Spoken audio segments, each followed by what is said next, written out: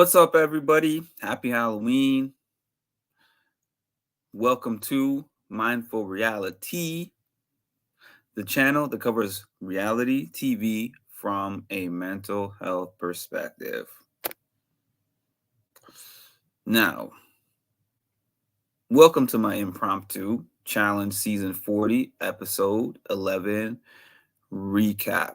When I tell you today was a day, I thought that I was going to have this recap done much sooner, but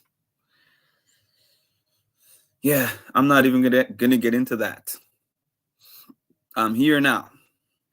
So I watched the episode yesterday. The reason why I don't do the episode recaps on the same day is because for the challenge, unlike Big Brother, it doesn't really seem like it makes a big difference viewership wise whether I record the day of or the day after. So here I am the day after. I was excited to see this episode because of the previews and because of what happened in the last episode. The last episode, Tori and also Jordan were responsible for throwing Johnny Bananas into an elimination against Ryan. And as we all know, Johnny Bananas is the pettiest, the winningest, and the pettiest challenger of all time. Ironically, those two things do go hand in hand, I guess. Hi, Marshall. So what I really wanted to see is the train wreck of the next episode of "Hell hath no fury like a banana scorn." That's a quote from Johnny Bananas in the last episode. And we know that historically he pulled the biggest revenge move of all time in taking that money from Sarah at the end of the game in, I believe it was Rivals 2. I might be mistaken. I wouldn't win challenge trivia night. I know it was a Rivals. I just can't remember if it was 2 or 3. But anyways, taking the money from Sarah Rice. One of the pettiest moves that this game has ever seen. But Johnny Bananas is the challenge. I remember this quote from this TV show, this throwback TV show I used to watch called Smallville. I think Lex Luthor from that series said, "You can either die a hero or live long enough to become the villain." And I feel like Johnny Bananas has almost had the opposite effect on me in terms of he was the villain for me from very early on. Not right at the start. I didn't really consider him a major villain or anything right at the start, but going along, after he started getting a couple wins under his belt, I started to consider him a villain. But over time, we've had so many of these nice, friendly people that are friends with each other and don't have real rivalries and aren't really trying to play the game that I've started to like somebody like Johnny Bananas. And I can't even believe that I'm saying that. But he brings the drama, I must say.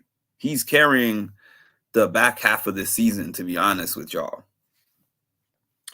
So when we jumped into this, it's Bananas coming back into the house.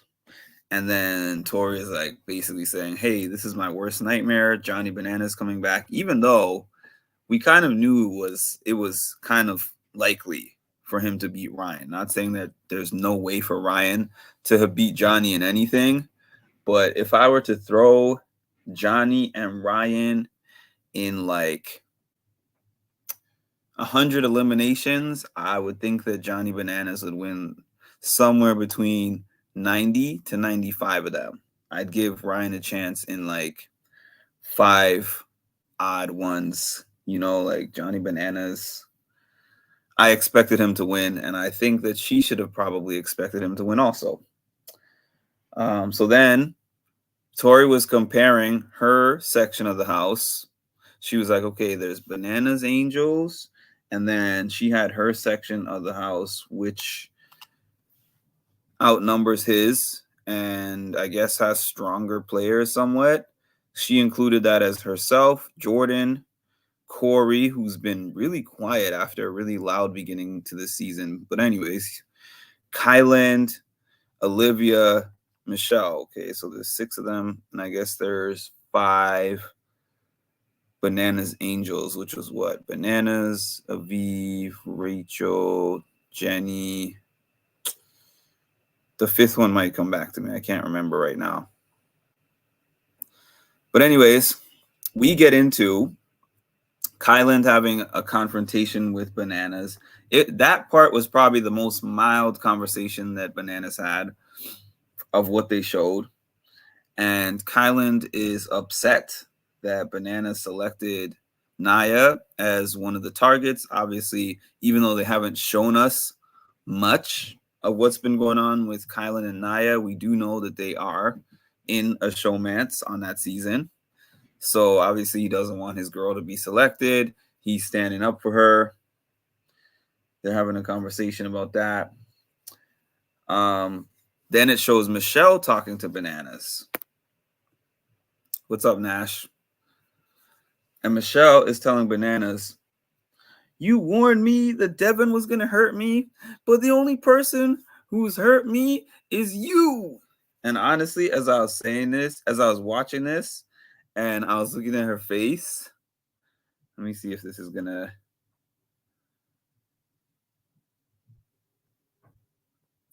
I need to just start, doing like a slideshow type thing instead of trying to do this. But as I'm going through my recaps, I'm looking through the pictures that I took, because I take pictures and put up the quotes next to it on my Facebook page. So I just, instead of writing recaps, I literally just scroll through everything that I put up the night before. So anyways, she said, the only person who really hurt me is you. And I'm not going to lie, I was like,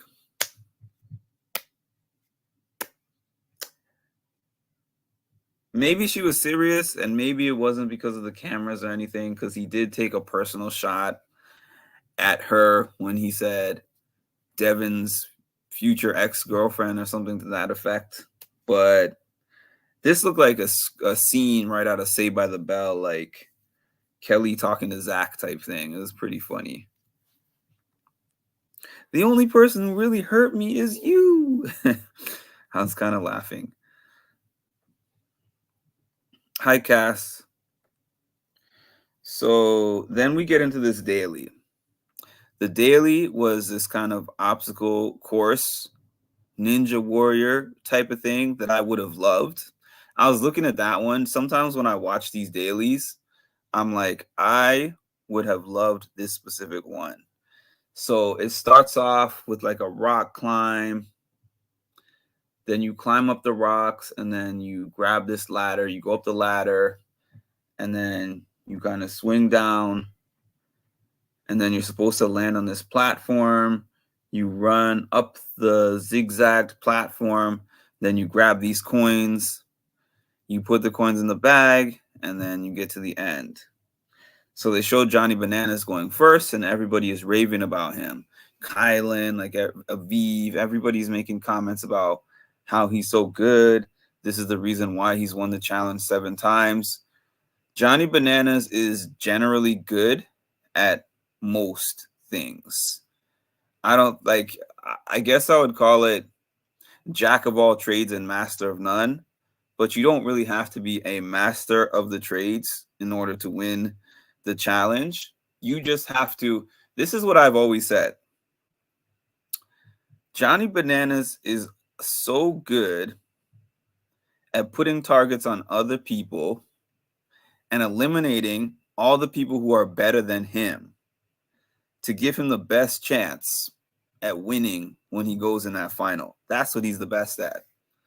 Like, there's plenty of people who I say, if you throw them all into a final with him, there's many people that I think could beat him. Many people who haven't even made a final.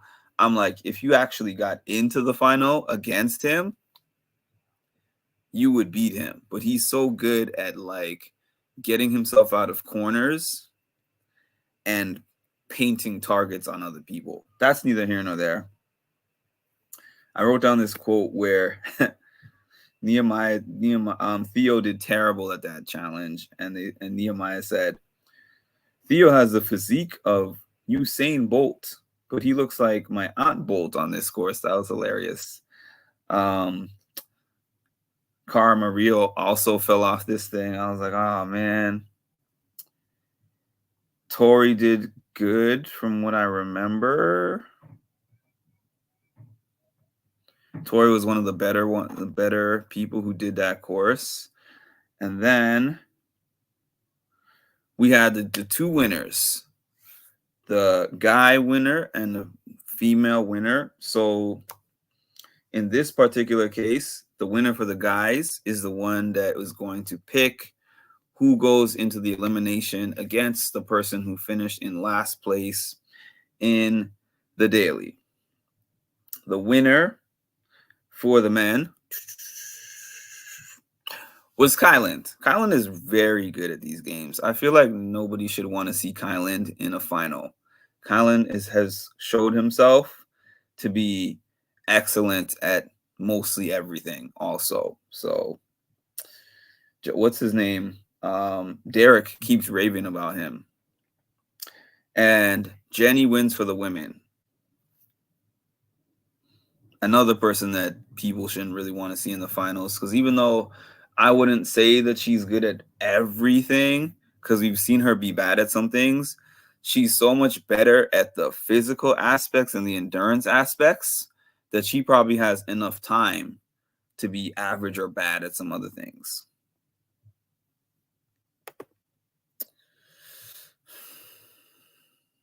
I'm watching you on mute. Michelle, okay, where we go? Okay, so Naya is the one who loses for the women, and the only two remaining targets, since those are all the three targets, Michelle and Olivia are automatically the only two choices remaining for her to go against. So it was anticlimactic in that sense, because we knew that Kylan was going to pick whoever Naya wanted to go against. And I just figured that she would want to go against Michelle, even though to me, I think that Michelle is a better competitor than Olivia personally. Like if I'm just picking random, I don't know what the elimination is, I'd probably rather go against Olivia than Michelle. But the thing is, I feel like Naya picked Michelle because she's like, if it's a physical thing, I think I can beat her in a physical thing. So because she's smaller, I think that's probably all it boils down to.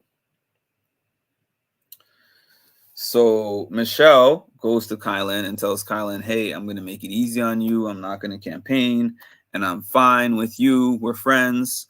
So I'm fine no matter who you choose. I mean, you can say all that, but he was going to choose her anyways. But I guess it's nice for him to feel like you're okay with the choice that I was going to make anyways. But I don't see Kylan as somebody who has any issue at all making a choice that somebody doesn't like at all. So then we get into the juicy stuff, right? All the bananas mayhem, the mayhem that is Johnny Bananas.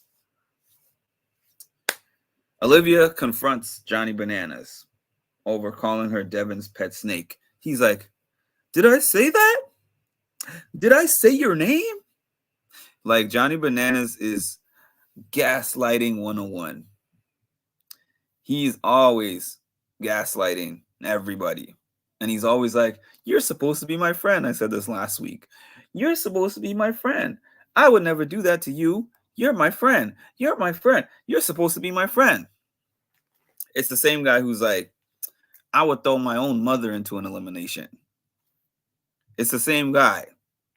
But he somehow makes friends with everybody and then guilts them. He somehow uses this power of guilt where people feel guilty for doing things to him, even though he would probably do the same thing to them. Hi, Jaleesa. Olivia isn't the best at math, so I would have wanted to be in with her. So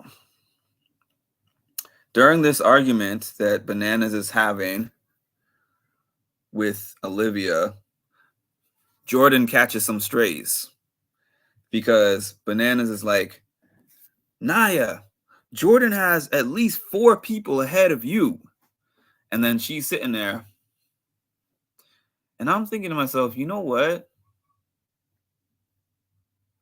It's kind of weird and interesting because if you think about the history, Jordan, before he got with Tori, was on his Real World season with Naya. Granted, they had beef, but then they made up. Then when they both came back and they were both on All Stars, I can't remember which All Stars it was. Maybe it was it the last one? I can't remember, but they were on an All-Star season together, if I'm not mistaken. And Jordan and Naya hooked up. So not only did they make up, they like hooked up on the season. And he was her number one. And he went out before she went out. She was crying about it. And she was like, I attached everything to him. Like they were very close on that season. This season, she has been off to the side with Kylan, and Jordan he's had Tori there, and then also she does seem to be kind of lower in the pecking order. But the point is, Bananas is in his wheelhouse when you come for him. For everybody else, they're like, oh man, this is chaos. This is raising my anxiety levels. He's excited to be in these moments of chaos. He said it himself, which I'm getting to. So he plants that seed in Naya's head that Jordan has 4 people that are ahead of her. Banana says to Tori now, because Bananas throws Tori's name out there and she jumps up and she's mad and starts charging at him. And she's like, you don't even know me. Because if you knew me, you would know that I'm not your friend because of the way that you treat my friends. So that's dramatic. People on this show love saying you're not my friend. They're all going to be friends afterwards. Like that's just how it goes nowadays. Banana says, well, at least my game is out in the open. You're making promises to all the guys here, all the guys. And he's been waiting to say that too, I'm sure. Like that's been in his back pocket. But it's like, okay, you're all coming for me at the same time. Shots over here, shots over here, shots, and shots. And people are not going to be like, oh, this is Johnny Bananas. Let's get him out of here. They're actually like, you know what? I think there might be some truth to what he's saying. And that was his whole purpose. Because back in the era that he started playing in and he started winning in, people were not friends like that. He had people that would say crazy things to him, like his West beef and his CT beef, like those were real. And I know people say those were real in terms of TV beef, and I do think that that's true. It's not like they were out looking for each other on the street, but they also genuinely just did not like each other. And West told me that himself. So before we go to the commercial, Johnny says, I'm Johnny Bananas, and I'm addicted to the challenge. I'm an agent of chaos. I was like, yep. So then the next day, or maybe it's not the next day, but in another scene, it shows Naya approaching Bananas and being like, how much truth is there to what you said? And she said, who is ahead of me on Jordan's list? And Bananas goes, okay, Tori, Laurel, Aviv, and Rachel.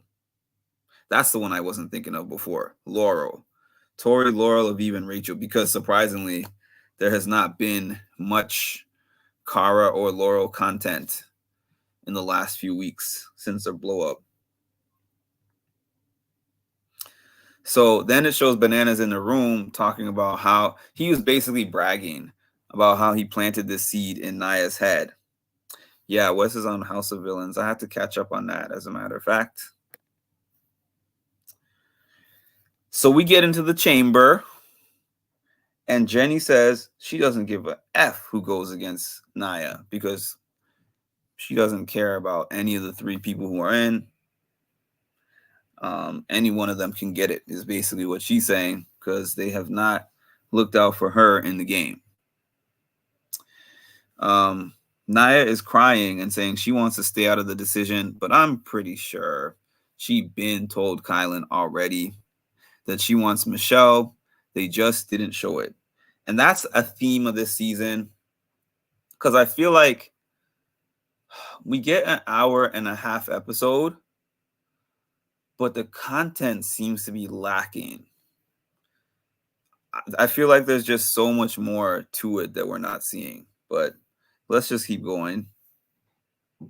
Michelle says, oh, I think that I already know which direction that you're going in. She's saying that to Kyland. Kyland is like, yes, it's going to be you. So that part was anticlimactic, like I said. After the scene, it shows Nia confronting Jordan about not being on his roster. Like, am I on your roster, bro? And Jordan is giving like a roundabout thing. He's like, oh, I don't know. You know, I have relationships with this person and that one. I pray that I don't have to choose between you, Tori, and Laurel. And when you ask where you are on somebody's pecking order and they give you that kind of answer that does not really answer, you know the answer. So she was like, when I come back, I'm going to have to put Jordan on my target list.